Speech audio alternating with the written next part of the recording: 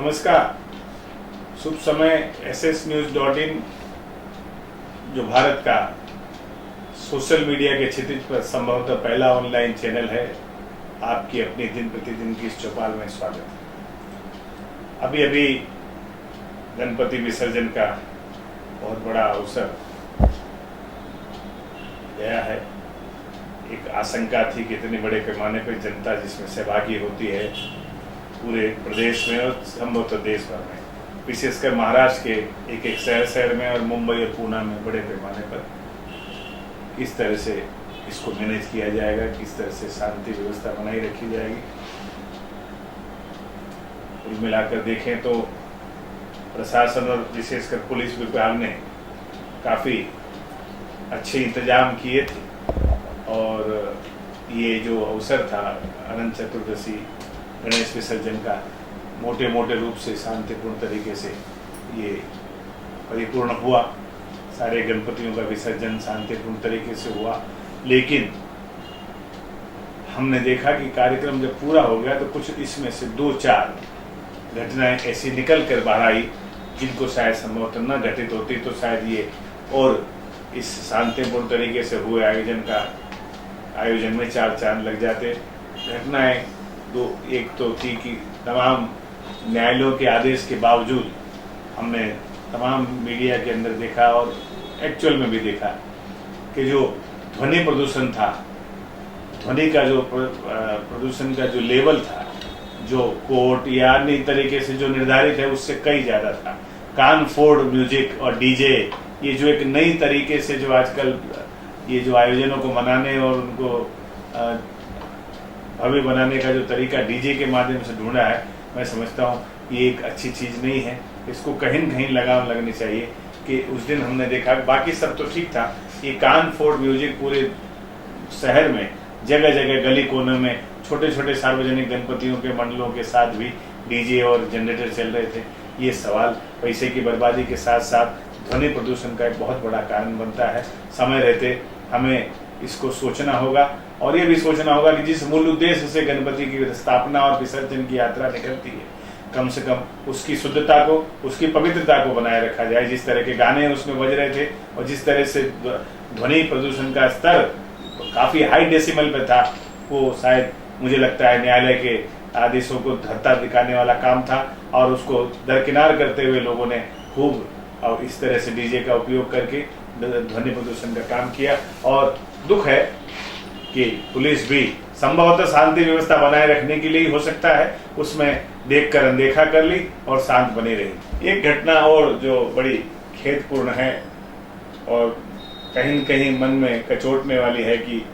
Police ने जहां इतना अच्छा व्यवस्था का काम किया, एक अनुशासन तरीके से पूरे इस आयोजन को पार पाड़ने में उन्होंने मदद की, वहीं एक छोटी सी घटना लालबाग के राजा के मंडप में हुई। एक नंदिनी नामक वो जो लड़की है, मीरा रोड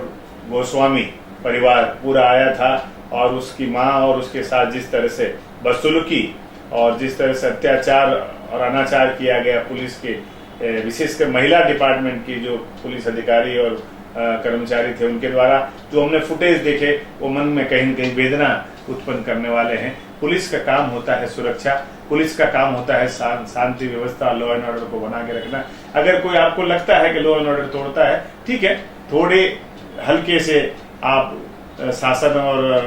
प्रशासन की जो शक्तियां होती है उसके साथ भी उस लड़की को या उसके माता पिता को आप कंट्रोल कर सकते थे, साधारण लाइन से वीआईपी लाइन में न जाने देने के लिए। लेकिन जिस तरह से बर्बरता के साथ उसके ऊपर लाठियां बरसाई गई या उसको मारपीट किया गया, घसीट के उसको पुलिस स्टेशन ले जाया गया, पुलिस स्टेशन में भी ऐसा सुनने में आया है कि फिर मारपीट की गई और उसके बाद उनकी कंप्लेंट नहीं ली गई। कोई बात नहीं, उसको 1200 रुपये का दंड मुंबई पुलिस एक्ट की धारा 110 के अंतर्गत लगा के उसको दंडित किया गया। और जैसा कि लड़की ने माध्यम में आकर कहा, मीडिया में आकर, कि मुझे धमकाया गया कि अगर मैं कोई फॉर्मल कंप्लेंट करूंगी तो मेरे साथ मेरे कैरियर को बिगाड़ने का भी काम होगा। सारी चीजें अब आएगी क्योंकि मुख्यमंत्री जी ने उसमें तुरंत जो एक जांच का आदेश दिया है और संबंधित उपायुक्त के हाथ में वो जांच दी गई है और 48 घंटे में उनको रिपोर्ट देने के लिए कहा है। अब रिपोर्ट आएगी और सारे सच का सच पानी का पानी होगा। लेकिन जिस बर्बरता के साथ पुलिस पेश आ रही थी उस बच्ची के साथ और उनकी माताजी के साथ, ये इस तरह का कोई भी प्रशंसनीय काम नहीं है। पुलिस को हमेशा संयम बरतना चाहिए और शायद थोड़ा सा संयम बरते तो ये थोड़ा सा जो इतने बड़े आयोजन को सफलतापूर्ण करने के बाद एक छोटी सी घटना ने एक काला दाग लगाने का जो काम किया है वो शायद नहीं होता। आशा और विश्वास है भविष्य में मुंबई पुलिस और महाराष्ट्र पुलिस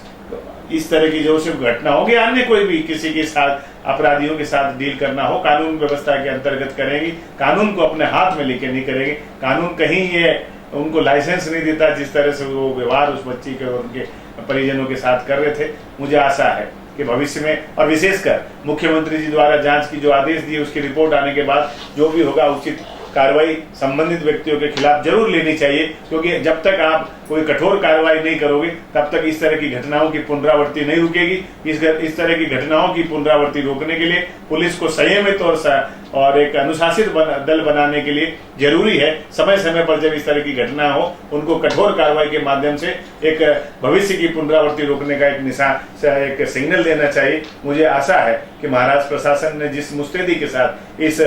इंक्वायरी को बैठाने का काम किया है, इंक्वायरी की रिपोर्ट आने के बाद उतनी मुस्तैदी से एक्शन टेकन भी होगा और उस रिपोर्ट के आधार पर सख्त कार्रवाई संबंधित कर्मचारियों के खिलाफ जरूर होगी और उससे मुझे लगता है कि भविष्य में इस तरह की घटनाओं की पुनरावृत्ति एक हद तक रोकने का काम होगा। जय हिंद।